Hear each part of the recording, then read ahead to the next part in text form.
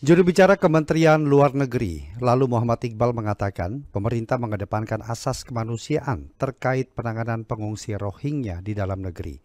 Meskipun Indonesia bukan merupakan negara yang menandatangani konvensi pengungsi pada 1951, Retno Madasari melaporkan selengkapnya.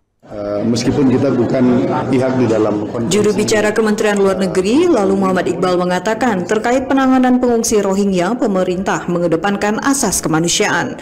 Menurutnya hal itu dilakukan meski Indonesia bukan merupakan negara yang menandatangani konvensi pengungsi 1951. Meski demikian, Iqbal mendorong negara-negara yang menandatangani konvensi tersebut untuk bertanggung jawab terhadap nasib para pendatang Rohingya. Seruan itu juga ditujukan kepada organisasi internasional terkait. Sehingga Indonesia tetap menerima kehadiran orang-orang tersebut, memberikan shelter atau penampungan yang sifatnya sangat sementara. Dan kita berharap negara-negara yang menjadi pihak di dalam konvensi dan juga organisasi internasional itu menunjukkan tanggung jawab lebih di dalam menangani pendatang dari Rohingya ini. Iqbal mengatakan kedatangan para pengungsi Rohingya ke Indonesia terindikasi tindak pidana perdagangan orang atau TPPO. Para pendatang ilegal ini bahkan membayar hingga belasan juta rupiah untuk bisa meninggalkan lokasi penampungan di Cox's Bazar, Bangladesh. Kita mendapatkan informasi pada tanggal 18 Polresta Banda Aceh sudah menetapkan satu orang tersangka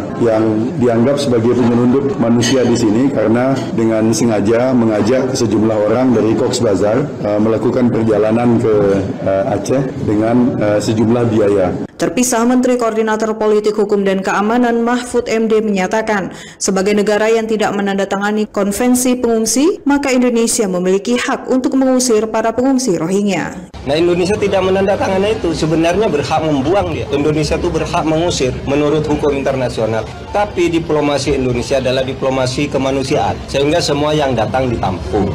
Ini sudah bertahun-tahun malah bertambah terus. Masyarakat lokalnya sudah mulai protes. Kita katakan ini tugas kemanusiaan negara. Satuan Tugas Satgas Provinsi Aceh mendata sejak pertengahan November hingga 11 Desember 2023, pengungsi Rohingya yang mendarat ke Aceh mencapai 1.684 orang. Adapun mereka berada di lokasi penampungan di Pidi, Sabang, dan Loksmawe. Korban dari kejahatan ini dari Jakarta, Retno Madasari, Pro 3 RRI terus mengudara untuk Indonesia. Itu sebabnya dimensi ini juga perlu